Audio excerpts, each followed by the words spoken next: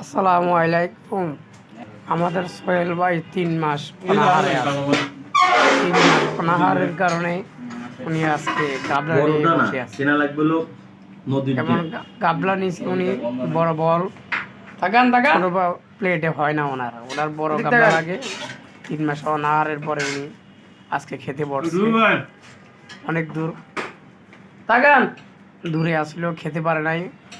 আজকে ক্যান্টিনে এসে উনি 10 দিনের অনাহারে আছে, এই জন্য আজকে গাবলা নিয়ে বসছে। আজকে 2 বল নিয়ে উনি বাজার করছে। আজকে এই 2 বল নিয়ে খাওয়া শেষ দিবে।